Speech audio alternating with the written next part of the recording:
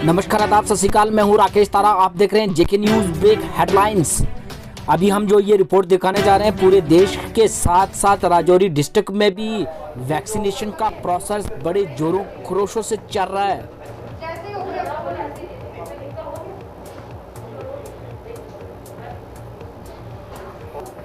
कोविड-19 की वैक्सीन की बात करें तो लगातार जिस तरह 3 दिन का जो उत्सव की तरह से वैक्सीनेशन की जा रही है, 11-12 तारीख को जिस तरह से नरेंद्र भाई मोदी जी का एक ही सपना था कि इन 3 दिनों में उत्सव की तरह बनाया। गवर्नमेंट मेडिकल कॉलेज राजौरी में आज वैक्सीनेशन जो है प्रॉपर तरीके से हो रही है और हम कुछ दृश्य आपको बताएंगे। जिस तरह से लगातार अगर बात की जाए तो प्रॉपर तरीके से लोगों को जो है वैक्सीनेशन की जा रही है और इस उत्सव को जो है बड़े तरीके से बनाया जा रहा है। जो कि यहाँ पर डिपार्टमेंट के लोग हैं, हम बात करेंगे किस तरह से पब्लिक का सहयोग मिल रहा है और खासकर इस 3 दिन के उत्सव को किस तरह से बनाया जा रहा है वैक्सीनेशन। जी बताइए, जिस तरह से लगातार वैक्सीनेशन हो रही है तो कैसा सहयोग मिल रहा है आपको पब्लिक का? सर, पब्लिक हमारे साथ बड़ा अच्छे तरीके से कोऑर्डिनेट कर रही है। हम जब भी उनको बोलते हैं वेट करने के लिए अपना रजिस्ट्रेशन, जैसे ही हमारे पास 10 लोग आते हैं वो लोग वेट करते हैं अपनी टर्न आने के लिए और फिर आधार कार्ड के थ्रू हम जब उनको रजिस्टर कर लेते हैं उसी के बाद वो लोग आके वैक्सीन करवाते हैं। तो ज़्यादा से ज़्यादा लोग हमारे पास आ रहे हैं वैक्सीन करवाने के लिए। वैक्सीन में पहले हम लोगों को थोड़ा कम लोग आया करते थे, लेकिन अब से लोगों के अंदर ज़्यादा अवेयरनेस आ गई है रिगार्डिंग द वैक्सीन। तो अभी ज़्यादा से ज़्यादा लोग हमारे पास आ रहे हैं, वैक्सीन करवा रहे हैं और हम लोग उनका प्रॉपर तरीके से ध्यान भी रखते हैं। यहाँ पे प्रॉपर उनको 30 मिनट के लिए बिठाया जाता है। उनको यहाँ पे उनका बीपी वगैरह सब चीज़ें मोनीटर की जाती है। जब उन्हें ठीक लगता है फिर हम उन्हें यहाँ से भेज देते हैं। जी बताइए, जिस तरह से लगातार अगर बात करें तो जैसे इनको वैक्सीन की जाती है वैक्सीनेशन, तो उसके बाद इनको टाइम दिया जाता है कि कितनी देर बाद दूसरी वैक्सीन? जी, हम इनको बता देते हैं। हम इन्हें पूरी तरीके से काउंसिल करके भेजते हैं यहाँ से कि किस चीज़ों का इनको एहतियात बरतनी है, क्या क्या चीज़ें इनको करनी है और अगली डोज के लिए भी इनको बताया जाता है कि 28 दिन के बाद आके आप अपनी नेक्स्ट डोज जो है वो करवा सकते हैं। तो अगर बात करें तो कई लोग के में एक संशय सा पैदा हो जाता है कि वैक्सीनेशन कराइए और इसमें परहेज वगैरह का किया जाता है। हाँ जी, हम उसके लिए उनको पूरा बता देते हैं कि परहेज वाली कोई भी नहीं है। जैसे कि हम बंदों को 10 बंदों को वैक्सीन कर देते हैं, उसके बाद हम उन्हें जाके बता देते हैं कि आपकी नेक्स्ट डोज कब होगी, आपको किन किन चीज़ों का ध्यान रखना है। और लोगों को जो थोड़े बहुत डाउट्स हैं वैक्सीन के रिगार्डिंग कि ये गर्म लगती है, ठंडी, कुछ लोगों की तासीर का होता है, तो हम उन्हें बता देते हैं इसमें परहेज वाली कोई बात नहीं है। बस जिन चीज़ों का ध्यान रखना है उनको कि आपको PCM ही लेनी है, फीवर होगा या हेडेक होगा या बॉडी एक होगा, वो भी हम उनको बता देते हैं। अभी डिक्लोफिनाक की एक कंट्राइंडिकेशन जो है वो हम लोगों को बता देते हैं कि दर्द की टिक्की और दर्द का इंजेक्शन जो है वो आपको कम से कम 1 हफ्ते का हम उनको गैप देने के लिए बोलते हैं। हम उन्हें सारी चीज़ें, उनके सारे डाउट यहाँ से क्लियर करके तभी हम उनको यहाँ से जाने के लिए बोलते हैं। जिस तरह से लगातार अगर बात की जाए तो इन्होंने हमसे बात की और प्रॉपर तरीके से समझाया कि किस तरह से वैक्सीनेशन के बाद किस तरह से हिदायत बरतनी है और लगातार इनको टाइम भी दिया जाता है कि सेकंड वैक्सीनेशन जो होगी कब करवानी है। और पब्लिक का सहयोग इसमें ज़्यादा चाहिए क्योंकि वैक्सीनेशन के समय जो है हम लोगों को धैर्य बरतना होगा। और जिस तरह से 3 दिन का उत्सव है, मोदी जी का एक ही सपना है कि 3 दिन का ये जो वैक्सीनेशन है हमें एक उत्सव की तरह बनाना है। और साफ तौर पर लोगों से यही है कि आप धैर्य रखें और ख़ास तौर पर जो भी 45 साल के ऊपर है, 45 साल तक जो है वैक्सीनेशन हो रही है, प्रॉपर तरीके पर अपने नज़दीकी जो भी वैक्सीनेशन सेंटर है वहाँ जाकर वैक्सीनेशन कराएं। राकेश तारा, जेके न्यूज़ ब्रेक, राजौरी। सुंदरबनी में भी नगर कीर्तन की बात की जाए तो प्रॉपर तरीके से SOP की पालना के साथ नगर कीर्तन बैसाखी को लेकर ये कार्यक्रम किया गया।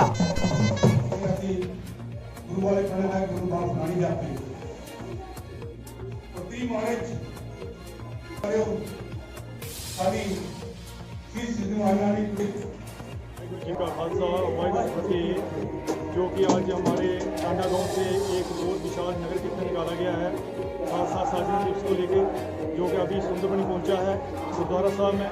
और ये 1699 में गुरु गोविंद सिंह जी ने अनंतपुर धरती के ऊपर एक नींव पत्थर रखा था, जहाँ पर एक बहुत बड़ा इकट्ठा किया था, जहाँ पर 80-90 हज़ार की जनता इकट्ठी की। वहाँ पर गुरु गोविंद सिंह जी ने 5 शीश मांगे थे और जो 5 प्यारे हैं जो हमारे, उन्होंने शीश दे के उनको जीवित करके फिर गुरु गोविंद सिंह जी ने उनको अमृत छकाया, 5 ककार बख्शे और गुरु गोविंद सिंह ने खुद उनसे अमृत छका। जब गुरु गोविंद सिंह जी उनसे अमृत छकने लगे तो उन 5 प्यारों ने बोला कि आप हमारे को क्या दोगे? उन्होंने बोला मैं आपको पूरा अपना परिवार दे दूंगा, पूरा सर्वस्व दे दूंगा। और आज इतिहास है। उन्होंने अपना पूरे अपने देश के लिए, अपने सिख पंथ के लिए अपना पूरा परिवार दे दिया, पूरा सर्वस्व दे दिया, जिसकी आज बहुत बड़ा विशाल नगर कीर्तन निकाला गया है। और इसमें आज जनता कम आई है, क्योंकि कोरोना काल के महामारी से गवर्नमेंट की तरफ से डायरेक्शन मिली थी कि 200 की संख्या ही होनी चाहिए। तो इसलिए हम एक और मैसेज देने चाहते हैं। हम बैसाखी का पर्व मना रहे हैं 13 अप्रैल को। हम पूरे सुंदरबनी निवासी हिंदू, मुसलमान, सिख, ईसाई सबको एक मैसेज देते हैं, वो टांडा गुरुद्वारा में पहुँच करके और अपने दर्शन दे के और हमारे को न्याय दें। बीजेपी ऑफिस के बाहर जोरदार प्रदर्शन वाइन शॉप के डीलरों को लेकर। उन्होंने कहा कि प्रॉपर तरीके से जिस तरह से हमने मतदान दिया, भाजपा को 25 सीटें जताकर भेजी, क्या इस समय हमारे साथ खड़ा होना उनका लाजमी नहीं, लेकिन हमें अकेले में छोड़ा। अब हमें सिर्फ अमित शाह और नरेंद्र भाई मोदी पर ही विश्वास, हमारे प्राइम मिनिस्टर भी इस बात पर क्योंकि हमने उनके आगे बहुत गुहार लगाई, लेकिन उन्होंने हमारी बात नहीं सुनी और उसको अनसुना किया हमारे इतने दिन के प्रोटेस्ट के बाद भी।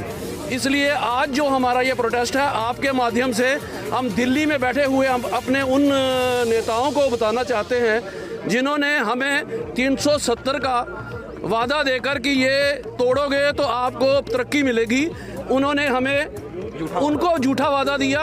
उनको ये बताना चाहते हैं, शायद उनको हमारी आवाज़ उनकी आज तक नहीं पहुंची है, लेकिन आज हम उन्हें अपनी आवाज़ पहुंचाने के लिए हमने ये प्रोटेस्ट जो है रखा है। हमारा प्रोटेस्ट आज अपने माननीय प्रधानमंत्री जी और अमित शाह जी के लिए है, क्योंकि हमें पूरा विश्वास है कि हमारे जो जम्मू के डायनामिक लीडर हैं डॉक्टर जितेंद्र सिंह जी, उन्होंने हमें वादा किया है कि वो हमारी बात डॉक्टर अपना अमित शाह जी के पास पहुंचाएंगे और वो ज़रूर कुछ ना कुछ हमें रिलीफ दिलाएंगे। क्योंकि हम लोग आज इतने सालों से यह बिज़नेस में है, लेकिन हमें आज बड़ा निराशा हो रही है कि भाई हमें आज बीजेपी के जो जम्मू के लोग हैं, लीडर हैं, जिनको हमने जिताया था, उन्होंने हमारा बात कहीं भी नहीं रखी है, जबकि वो 25 लोग थे जिनको हमने जम्मू के जिताया था। और हमारे जितने भी वाइन ट्रेडर वाले हैं, ये हर डिस्ट्रिक्ट में हैं, हर कोने में हैं। हम 223 लाइसेंसी हर जगह पे मौजूद हैं, और ये इनको समझना चाहिए था कि हम लोगों ने पूरी जी जान से इनको सपोर्ट की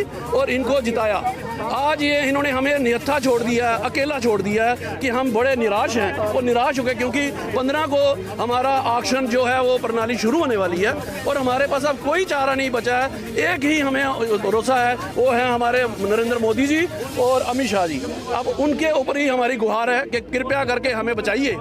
ये हमारा आप सबसे है कि आप हमारी बात बनिए और उसको दिल्ली तक पहुंचाएं। 14 अप्रैल से जिस तरह से पाक महीना रमजान का आ रहा है, इसी पर पीडीपी के युवा नेता ने की प्रेस कॉन्फ्रेंस और कहा कि राजौरी पुंछ में खासकर एडमिनिस्ट्रेशन को जो है पानी बिजली पर देना होगा ध्यान, ताकि इसमें कोई हमें प्रॉब्लम न हो। वहाँ पे खस्ता हालत है, उसको ठीक करने के लिए, क्योंकि सहरी और अफ्तारी के टाइम और वहाँ पे जो है कहीं ना कहीं माई मुकद्दस के पास।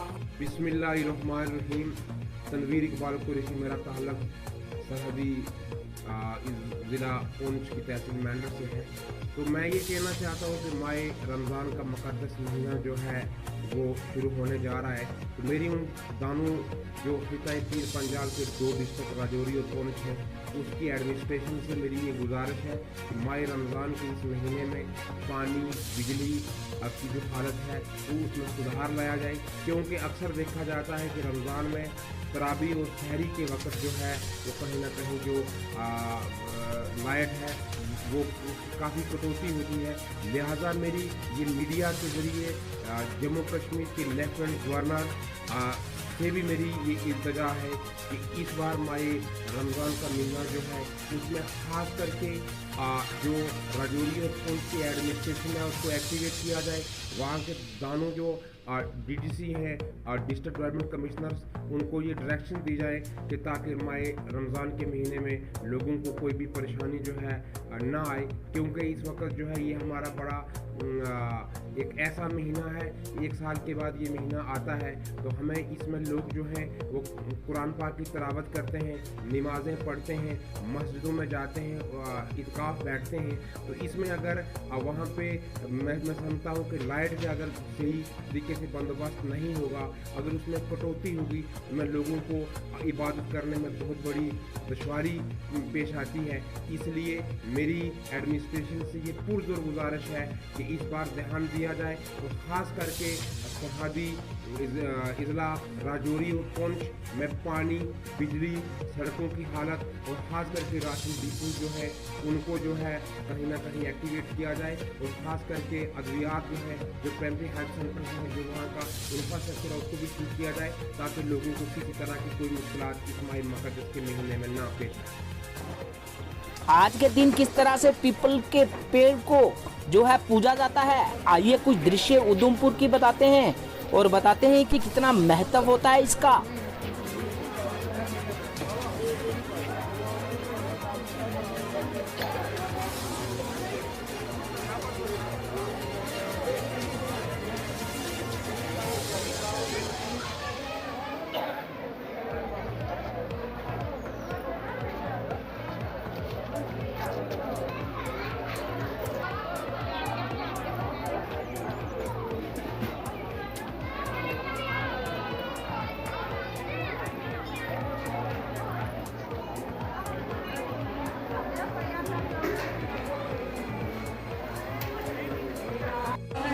पंडित सुदर्शन कुमार शर्मा शासकीय उधमपुर। आज सोमावती है और उसके साथ कुंभ भी है, और सोमावती और कुंभ में इतना महत्व है कि सुबह से ही गंगा की बहन बड़ी देविका के तट के ऊपर हजारों नर नारी पुरुष बच्चे आदि प्रातः से ही स्नान करके वड़ की प्रदक्षिणा करते हैं, जो 108 प्रदक्षिणा करते हैं सूत्र धागे के साथ। और उसके बाद स्कंद पुराण में लिखा गया है कि जो लोग सोमावत्य पीपल वृक्ष की प्रदक्षिणा करते हैं, उससे घर के अंदर समृद्धि होती है और अनेक प्रकार के दुखों को दूर होता है, समाज का कल्याण होता है, जिससे पर्यावरण शुद्ध होता है। इसमें पीपल के वृक्ष में लिखा गया है शास्त्र के अनुसार कि ब्रह्मा विष्णु महेश आदि की पूजा की जाती है। तो जितने ही हमारे गुरु हुए हैं, बड़े बड़े संत हुए हैं, उन्होंने बड़ और ब्रह्मा की रक्षा के लिए, पर्यावरण को दूर करने के लिए लोगों से कहा कि हर घर के अंदर, हर आंगन के या हर बड़े बड़े चिरागों पर पीपल के दरख्त लगाए जाएं, जिससे हमारा पर्यावरण शुद्ध हो। कश्मीर से बशीर अहमद की ग्राउंड रिपोर्ट। जिस तरह से लगातार जो है इंक्रोचमेंट को हटाया जा रहा है, इसी पर लोगों की ग्राउंड रिपोर्ट।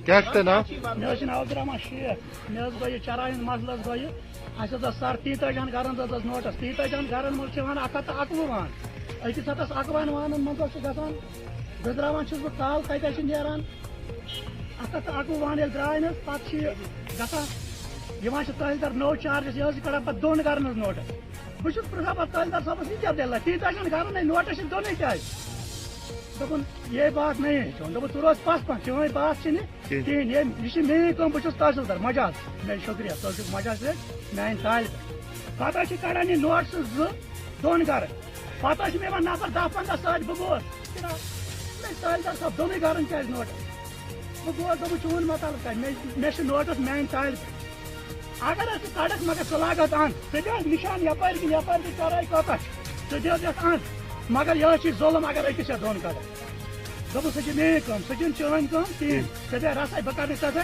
कहें और पेवान योर पेवान तार चल मज गई कह दह यह आव वोन अमिस बेकरी वालिस दोपन कड़ सौदा नबर चन कहें बह दिमत FIR लगावे बह सन कन जंगस मज या मे सीर गर नादस मे अगर नो जगरी सह नेर नबर बेह तेल रटवान अगर कुछ जाए पे बनी दोपन ना बना नेर मे ना सह बचाव ये दबा गई तो वह क्या मुतालबा चोन एडमिनिस्ट्रेशन वन क्या मेन मुतालबा अगर 30 गरन नोटस बस अक्सर क्या कोरुक लूट अम क्या रोट अंद मे तहसीलदार साहब गुजारिश सर ज रट अन गो यी बेगी बुथ पक तलवार अत यह कून वन कूनस अगर पे कूनस थल क्या कोड़ मन यह गई गलती गई ना यह कोर सरासर गलत जत मे खबर क्या अमे सुन डोट खुदा कर कबाब चूज पे क्या श्राक खाश खुदा अगर पे वन खुद हरी बना कर हुना कर बाद तान कस लिखित मैं कंटेस्टिंग डीडीसी कैंडिडेट इससे पहले था तो मैं डिस्ट्रिक्ट प्रेसिडेंट अपनी पार्टी से बिलोंग करता हूँ।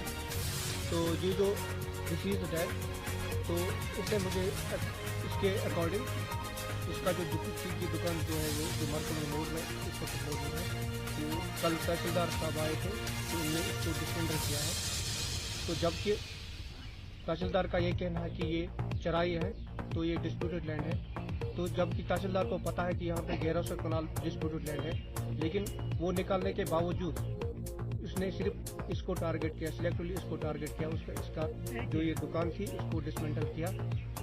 हमारी डिमांड ये है कि तहसीलदार साहब से कि अगर आपको इवैक्यूएशन करनी है तो हर एक इवैक्यूएशन होनी चाहिए, ये बहुत सारी इवैक्यूएशन होनी चाहिए, न कि सिर्फ टारगेटेड लोगों को करनी चाहिए। हमने तहसीलदार साहब को या डीसी साहब को पहले इंटीमेट किया था कि वहाँ पे जो तहसीलदार साहब है वो उसको वहाँ पे चराई निकालनी है, डिस्प्यूटेड लैंड निकालनी है। हम गवर्नमेंट से गुजारिश करते हैं क्या हम आपके साथ हैं, अगर आपको ये डिस्प्यूटेड लैंड निकालनी है तो हम आपके साथ हैं, अगर आपको चराई निकालनी है क्योंकि ये लोगों की ज़मीन है, इसमें जबरन कब्जा किया गया है। लेकिन अगर इवैक्यूएशन होनी चाहिए तो पूरी इवैक्यूएशन होनी चाहिए। सिर्फ टारगेटेड लोगों को आप करोगे तो इससे आप क्या पूरा करना चाहते हैं? इससे हमारा न लोगों का फ़ायदा होगा, न गवर्नमेंट का फ़ायदा होगा, न तहसीलदार का फ़ायदा होगा।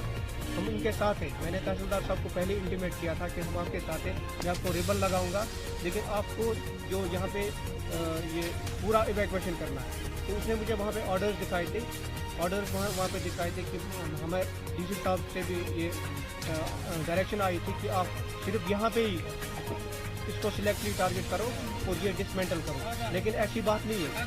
जबकि मैंने ऑर्डर देखे थे वहाँ पे तहसीलदार साहब के पास, जिस ऑर्डर पे लिखा था कि गुलशनपुरा लिखा था, जिसका मतलब होता है कि सारा आपको इवैक्यूएट करना है। तो ऐसा नहीं होना चाहिए। हम तहसीलदार साहब को गुजारिश करते हैं कि सिलेक्टली किसी को आप टारगेट नहीं कर सकते, हम इसके साथ हैं, क्योंकि बहादुर वो नहीं होता है जो किसी स्टेटस को साथ दे। बहादुर वो होता है जो किसी कमजोर और मजलूम को साथ दे। ये मजलूम इंसान है, इसके साथ बुरा सलूक किया गया। आज मैं डीडीसी कैंडिडेट अपनी पार्टी से बिलोंग करता हूँ, तो मैं इसके खिलाफ हूँ। मैं तहसीलदार साहब को ये गुजारिश करता हूँ कि इसको वो देखे, इस मसले को देखे। डीसी साहब को बोलता है कि वो इस मसले को देखे, इस मसले की तह पर जाए, ताकि तहसीलदार साहब कोई गलत कदम ना उठाए। पूरी मतलब वो कैसे डीसी साहब से गुजारिश की जाती है कि वो इसकी तह पे जाए और ये देखे कि किसी मजलूम के साथ ये गलत नहीं होना चाहिए। Thank you.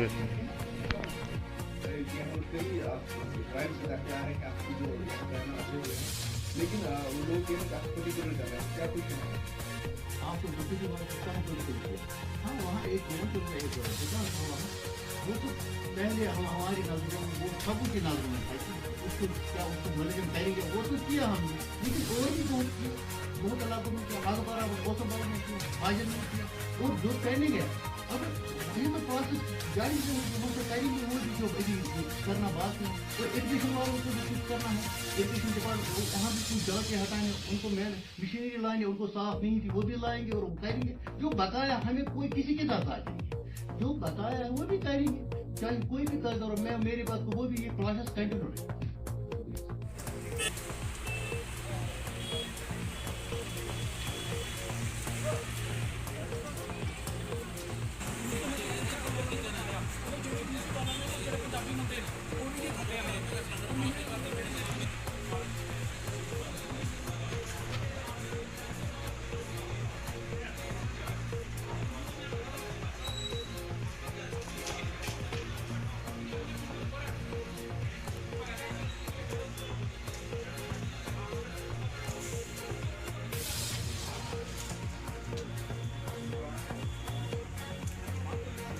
वाली आग लगी हुई है। मैं जो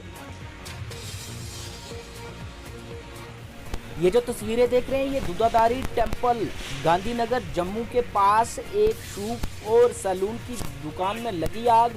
और इस पर अगर बात करें तो फायर ब्रिगेड ने तुरंत किया एक्शन, सामान हुआ जलकर राख और साथ ही दुकानों को बचाया हादसा होने से।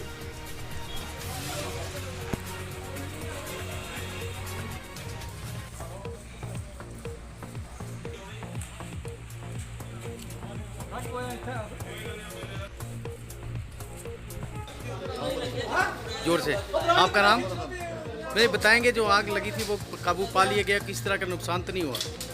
अभी तो देखना पड़ेगा क्या हुआ, यही हमको देखेंगे, हम लोग जाएंगे तो कोई नुकसान तो जानी नुकसान तो नहीं हुआ?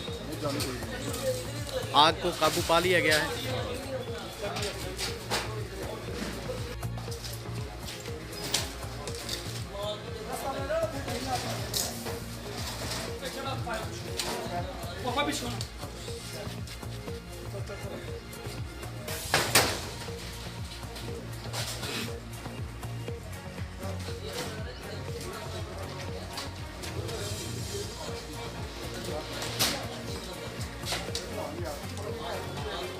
जिस तरह से हर घर, हर मंदिर और हर जगह पर पीपल के वृक्ष को आज पूजा गया, बात करें तो उसकी परिक्रमा भी की। और साथ अगर बात करें तो आज प्लांटेशन ड्राइव में भी पीपल के वृक्ष को महानता दी गई और खासकर हर जगह पर पीपल का जो है प्लांटेशन करवाई गई।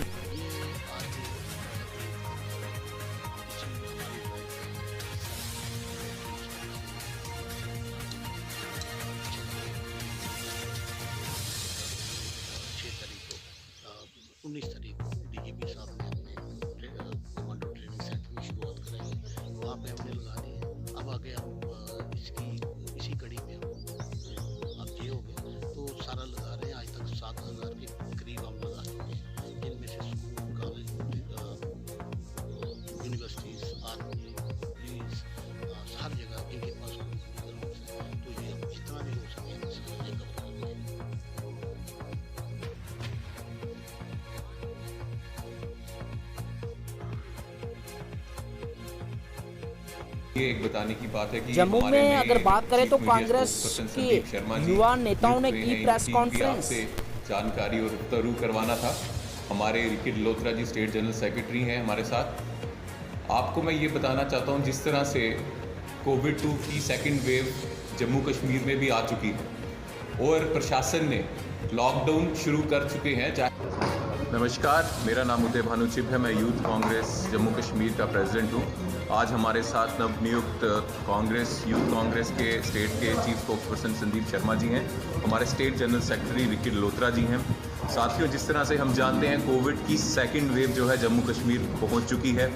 प्रशासन ने भी लॉकडाउन लगा दिया है, चाहे वो रात के समय की बात करें तो लॉकडाउन भी लग चुका है, कोविड भी आ चुका है। लेकिन एक बात, पिछला लॉकडाउन जब बंद था उससे काफ़ी आर्थिक जो दर्द है, आर्थिक जो चोट है वो जम्मू कश्मीर के लोगों को पहुंची थी। उसकी कोई मदद उसकी तरफ से, उसकी भरपाई कोई सरकार की तरफ से नहीं हुई थी और लॉकडाउन 2 भी आ चुका है। तो हम बताना चाहते हैं यहाँ जो आर्थिक मंदी, आर्थिक प्रॉब्लम से जूझ रहे हैं जम्मू कश्मीर के लोग, इस समय बीजेपी सरकार को, जो रिमोट से जम्मू कश्मीर की बीजेपी सरकार जो बीजेपी दिल्ली से चला रही है, इसको मदद करनी चाहिए यहाँ की लोगों की। लेकिन बड़े अफसोस से कहना पड़ता है जो माइनिंग का स्कैंडल यहाँ पे चल रहा है, माइनिंग माफिया का राज चल रहा है कि जो 1000 रुपए की बजरी है, रेत है, वो एक आम इंसान को जब आज 5 गुना ज्यादा महंगाई क्यों, इसकी जिम्मेदारी बीजेपी क्यों नहीं ले रही? और साथ ही साथ इस समय लोगों को आर्थिक मदद करने की जरूरत है, बिजली माफ करने की जरूरत है, पानी का बिल माफ करने की जरूरत है। लेकिन इसके विपरीत 1-1 लाख 1.5 लाख के बिजली के बिल गरीब लोगों के घरों में आ रहे हैं, पानी के बिल गरीब लोगों के घरों में आ रहे हैं। 2 दिन पहले हमारे स्टेट के जनरल सेक्रेटरी रिकी डलोत्रा जी एक्सियन जम्मू पावर से मिले, उन्होंने अपील की जितने भी लोग हैं, जो बीपीएल लोग हैं, उनके घर आप 1.5 लाख रुपए का बिजली का बिल भेज रहे हो, वो कहां से भरेंगे? आप जल्द से जल्द इन सब बिल को माफ कीजिए। और हमारी भी ये मांग सीधे एलजी साहब से, बीजेपी सरकार से है कि ये जो आप ढोंग नचा रहे हो और जो आर्थिक बोझ डालने की कोशिश कर रहे हो जम्मू कश्मीर और खासकर जम्मू के लोगों पे, ये नहीं चलेगा। ये बिजली के बिल, पानी के बिल माफ कीजिए और ये माइनिंग का इशू है, ये बिल्कुल नहीं हम बर्दाश्त करेंगे, इसको जल्द से जल्द सॉल्व किया जाए। ये तस्वीरें देखकर आप भी जान जाएंगे कि किस तरह से लोग हल्के में ले रहे हैं कोविड-19 के चरण दूसरे को। किस तरह से बिना मास्क के होटल में कर रहे हैं लोग काम। कोई मास्क नहीं, कुछ नहीं, कोई सोशल डिस्टेंसिंग नहीं। देखिए तस्वीरें, ये देखकर मन दुखी होता है। अभी हम कुछ और तस्वीरें बताएंगे। देखिए गाड़ी से उतरते हुए लोग बिना मास्क के। एक अगर टेम्पू में अगर 10 लोग बैठते हैं तो एक ने मास्क नहीं पहना होगा और कहीं ना कहीं वो इन्फेक्शन भी छोड़ सकता है। लेकिन ये लोग जो है दलल्ले से SOP की उल्लंघना करते हुए, इन्हें कोई डर नहीं। ये तस्वीरें देखिए, ये तस्वीरें जो बता रहे हैं किस तरह से डीसी राजौरी राजेश के श्रवण का एक ही मिशन की SOP की पालना भी लोग करें और पॉलीथीन को किस तरह से हमने बैन करना है और किस तरह से इसका यूज़ नहीं करना। लेकिन लोग आज भी जो है पॉलीथीन का यूज़ बड़े दलल्ले से कर रहे हैं। अगर बात की जाए तो कहीं ना कहीं अगर बात की जाए तो जिस तरह से डीसी राजौरी का एक ही मिशन की पॉलीथीन फ्री किया जाए, लेकिन इस पर हम लोगों को और दुकानदारों को भी देखना होगा कि हमें जो है जल्द से जल्द इससे मुक्ति पानी होगी पॉलीथीन से। अगर हम खुद घर से बाहर निकलते हैं तो हमें पॉलीथीन की जगह अपना बैग घर से लाना होगा। ये तस्वीरें देखिए किस तरह से लगातार सत शर्मा पूर्व मंत्री भाजपा के, उन्होंने वार्ड नंबर 41 जम्मू में गोल्डन कार्ड बांटे और कहा कि इसकी जो सुविधाएं हैं हर व्यक्ति तक पहुंचेंगी। ये बड़ा जो है कदम हमारे प्राइम मिनिस्टर का। मंदिर के प्रांगण में 120 के लगभग आयुष्मान के जो कार्ड है, PMJ सेहत कार्ड हमने वितरित किए हैं संजय बड़ू जी की अध्यक्षता में। उनके साथ हमारे जिला के महामंत्री, यहाँ हमारे मंडल के महामंत्री, पार्टी के सभी प्रमुख कार्यकर्ता, यहाँ के हमारे लोकेलिटी के अध्यक्ष भी 600 के लगभग इस लोकेलिटी में कार्ड जो है आयुष्मान के कार्ड जो है वो बन चुके हैं। लेकिन आज उसी के संदर्भ में हमने 120 के लगभग कार्ड आम जनता में वितरित किए हैं। देश के प्रधानमंत्री जी की तरफ से एक नया तोहफा जम्मू कश्मीर वासियों को है कि हर परिवार को इसकी सुविधा उपलब्ध है, चाहे वो ऑफिशियल है, चाहे वो गवर्नमेंट एम्प्लॉई है, चाहे वो बिजनेस करता है, चाहे वो रिटायर्ड एम्प्लॉई है, सभी के लिए। हालांकि विधायक होने के नाते, पूर्व विधायक होने के नाते मेरे को भी ये कार्ड जो है उपलब्ध है, मेरे परिवार को भी कार्ड उपलब्ध है। जम्मू कश्मीर वासियों के लिए देश के प्रधानमंत्री की तरफ से एक नायाब तोहफा है। हालांकि भगवान से हम प्रार्थना करते हैं कि इसकी जरूरत किसी को ना पड़े, लेकिन कोरोना जैसी महामारी के चलते कुछ ऐसा वातावरण पूरे विश्व में बना है, इस देश में हमारे इस प्रदेश में भी ऐसा वातावरण बना है कि आम जनता जो है कहीं ना कहीं कुछ बीमारियों से ग्रसित होती है। ऐसे समय में इस कार्ड का बनना जो है काफ़ी समस्याओं का समाधान करता है। और जो भी समस्याएं आम जनता को आती है, मैं उनको प्रार्थना करना चाहता हूँ कि हमारे ऑनरेबल कॉर्पोरेटर संजय बड़ू जी के साथ उस समस्या की बात करें ताकि उस समस्या का समाधान करने का हम लोग प्रयत्न करें। ये तस्वीरें देखिए, ये तस्वीरें डिस्ट्रिक्ट पहुंच चुकी हैं। जिस तरह से लगातार अगर बात करें तो एडमिनिस्ट्रेशन प्रॉपर तरीके से हर स्पॉट को चेक कर रही है, हर दुकान में जाकर चेक कर रही है किस तरह से जो है बिक्री हो रहा है सामान। इस पर अगर बात की जाए तो जिस तरह से कल से नवरात्र शुरू, परसों से माह रमज़ान का महीना शुरू, इस पर लोगों को हिदायत दी कि प्रॉपर तरीके से अच्छा सामान बेचें और क्वालिटी का बेचें। जो नहीं बेचेगा उस पर होगी कार्रवाई। आज कुछ दुकानों में चालान भी काटे गए।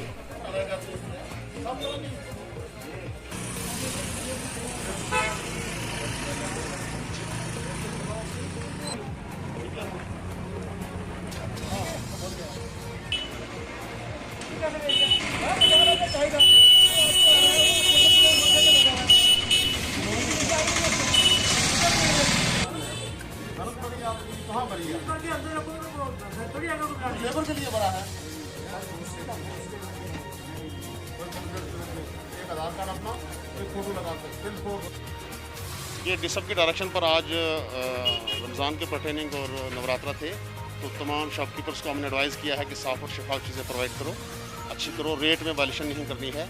हर चीज़ जो है इस महीना में साफ़ और शफाफ होनी चाहिए, अच्छी होनी चाहिए, बेहतर होनी चाहिए। ये लगातार चलती रहेगी, ये कंटिन्यूसली चलती रहेगी।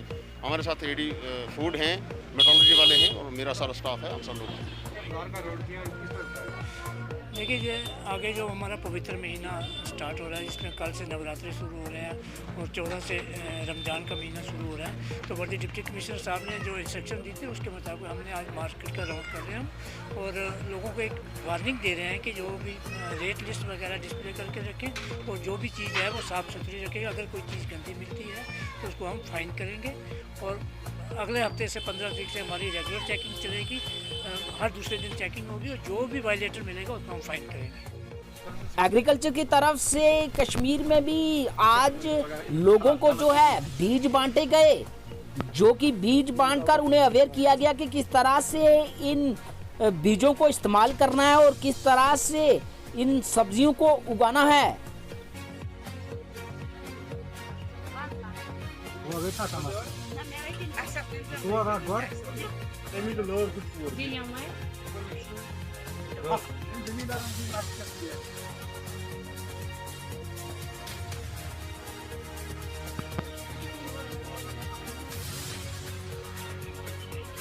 ये जो हमने यहाँ हाईटेक पॉली हाउस खड़ा किया है, ये सिर्फ मकसद इस चीज़ का है कि हमें यहाँ से सीडलिंग्स पनीर यहाँ से हम तैयार कर सकें। और जितने भी हमारे सब्जियों संभल के फार्मर्स हैं इनको हमने बुलाया था आज के डेट में। इससे पहले भी हमने सेल की कालीफ्लावर यानी कि फूल गोभी और करम मुंडी की, जो कि हाइब्रिड सीड है। आज हमने टोमेटो और टमाटर और बैंगन की सीडलिंग्स की सेल की। इसके लिए जो रेट फिक्स्ड है डिपार्टमेंट ऑफ एग्रीकल्चर ने की है, उसी हिसाब से हम दे रहे हैं। जो भी फार्मर यहाँ आएगा वो यहाँ से मुस्तफीद हो सके। कल्चर फार्म है जहाँ पे हाई डेंसिटी सैपलिंग्स जो सब्ज़ी वाले हैं उनको डेवलप किया जाता है और यहाँ पे एक बड़ा ही खूबसूरत और शानदार हाई टेक फार्म बना हुआ है, जिसके लिए मैं महकमे एग्रीकल्चर को मुबारकबाद दे देता हूँ कि उन्होंने इतना अच्छा इंफ्रास्ट्रक्चर यहाँ पे रखा है ताकि जितने भी लोगों की जो लोकल डिमांड है हमारी सब्ज़ी को लेके, चाहे वो टमाटर हैं, चाहे वो कड़म है, चाहे वो मूली है, चाहे वो बैंगन है, चाहे वो गाजर है, चाहे वो खीरा है, वो सारी डिमांड यहाँ से पूरी हो जाती है। और आज हम यहाँ इसलिए आए थे क्योंकि लोकल जितने भी हमारे यहाँ ज़मींदार हैं वो सब लोग आए थे यहाँ पे वो छोटी छोटी सैपलिंग्स कलेक्ट करने के लिए, ताकि वो अपने खेतों में लगाए और ताकि वो उस सब्ज़ी का मज़ा उठा सके। ये थी जेके न्यूज़ ब्रेक की हेडलाइंस। मैं हूँ राकेश तारा, दीजिए इजाजत और देखते रहिए